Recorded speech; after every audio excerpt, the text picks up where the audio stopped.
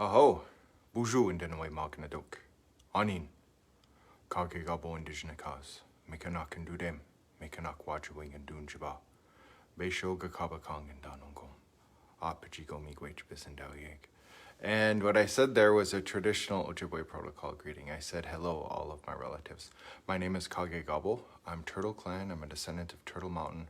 I live close to Minneapolis today, and I wanted to start off by thanking you all for tuning in and listening to this live Ojibwe Word of the Day. I love doing this on Thursday nights. It's something I look forward to doing all week. And if you take a few moments out of your day to talk about, to listen to discuss Ojibwe, Chippewa, Anishinaabe, language, culture, history, spirituality, linguistics, philosophy, ethics, I'm incredibly grateful for that. So I just wanted to begin by saying thank you. Thank you so much for listening. And tonight's word of the day, it began as a request in the middle of the riots that took place in St. Paul and Minneapolis. I spoke to a friend, and she had asked me, have you ever done a word of the day on healing? And I know it's something that we had discussed in language table, but I don't think I have done this particular one. And it was the word rather than, maybe I'll describe the word because it really struck me and what we're going through right now. And not just necessarily here in the United States, as well as in Canada, in South America, in Europe, in Asia, all over the world. And so I thought, you know what, I will discuss this word. Nanaandawi'iwe. Nanaandawi'iwe. She or he heals someone. She or he does doctors them. They do traditional medicine. And so as a caveat, I don't do that sort of traditional healing. That's a very special gift someone receives. Someone develops and is often it's something that comes from somewhere else.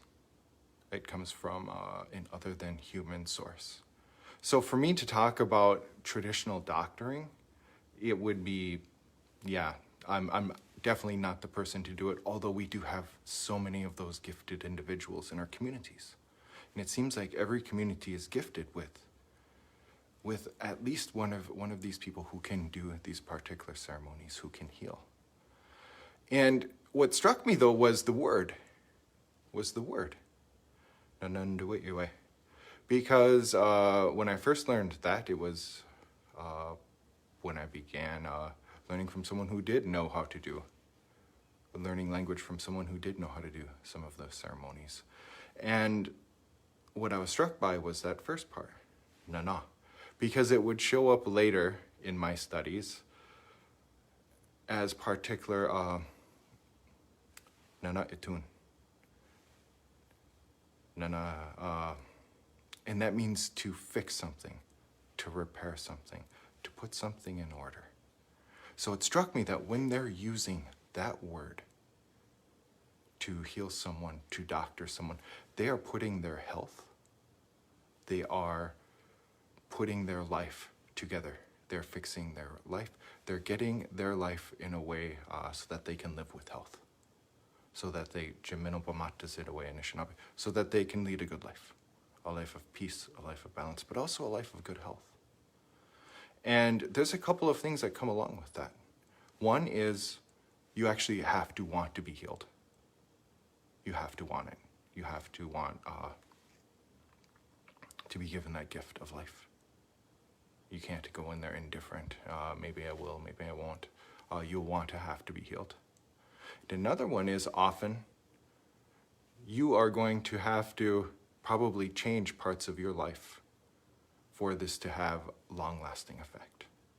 So, I mean, often this Nanaandawi'iwe, the one who heals, the one who doctors, will say, I can take care of this for you, but if you don't change this particular part of your life, I'm going to see you again in 6 moons, in a winter, in 2 winters. this is just going to happen again and again and again unless if you make some changes.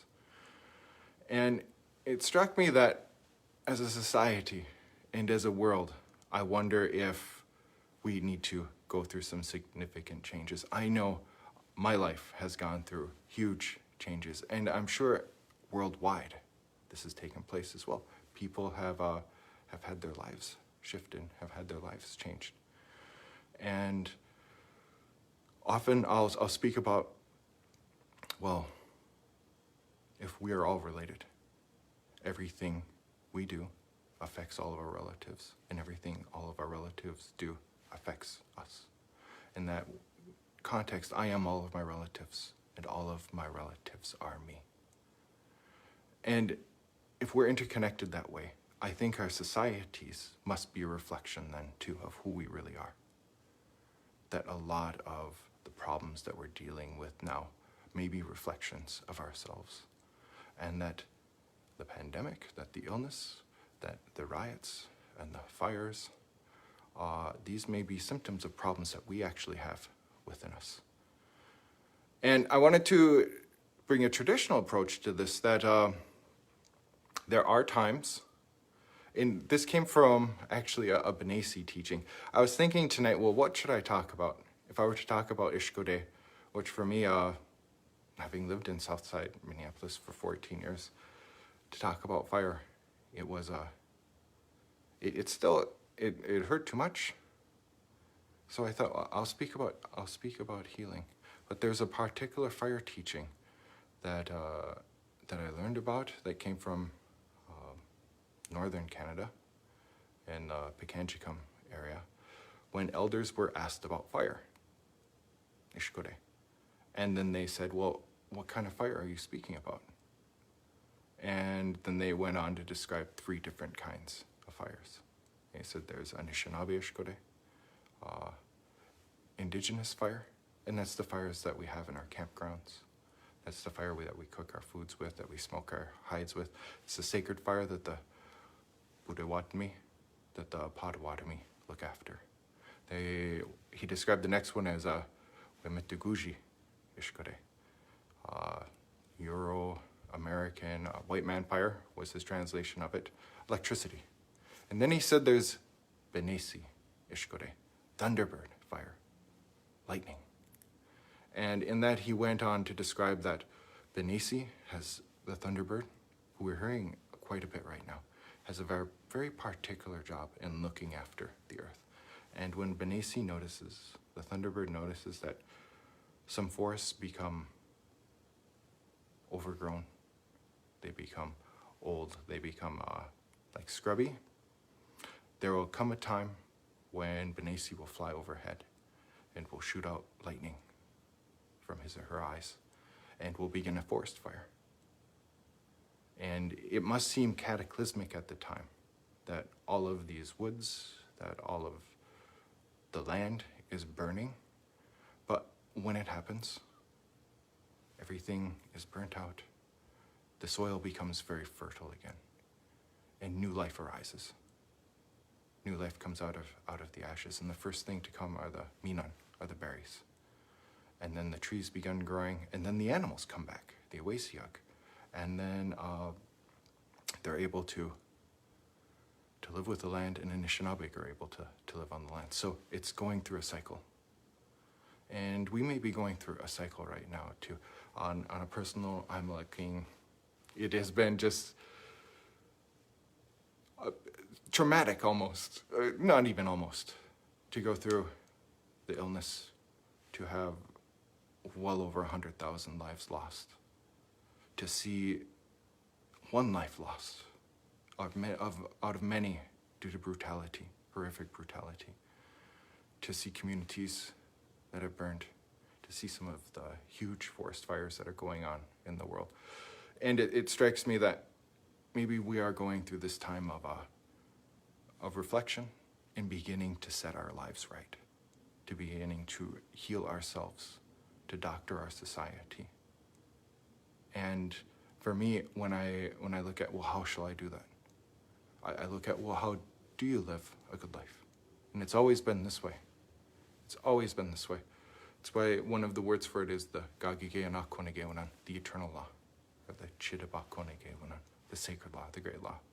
And as we're moving forward, as we're healing our society, as we're healing ourselves, as we're looking after our relatives, we notice that we'll have to do it with zakiyat-duin, with love for one another, that compassionate, unconditional love for one another, with dabaseng-dazuin, with humility, not saying that we're more important or exalting ourselves above our relatives, with deboiwin, with truth, with guaikwat-dazuin, with correct and proper living, being honest, being virtuous, being righteous, manachiyat-duin, respecting one another, acknowledging the sanctity in all of our relatives' lives, and not just the Anishinaabe, but all of our relatives. And be the Owaisiyak, the four-legged, the Beneshiyak, the birds, the Giguyak, the fish, the Asanig, the stones, the earth. Having the courage right now, and I think we all need that strength of heart to be able to say, yes, we can heal ourselves, yes, we can heal our societies. And the change will begin with me, if the society is going to be a reflection of me. That strength of heart. And then ultimately acting with nabwak kawen, with intelligence, with wisdom. And then we'll be able to have a society that is a true reflection of us. And that maybe we're going through a cycle, and that although for many of us, I think it looks dark right now, it looks desolate, and that there's been destruction, that new life will come. And that change like this has always happened. It's always taken place this way.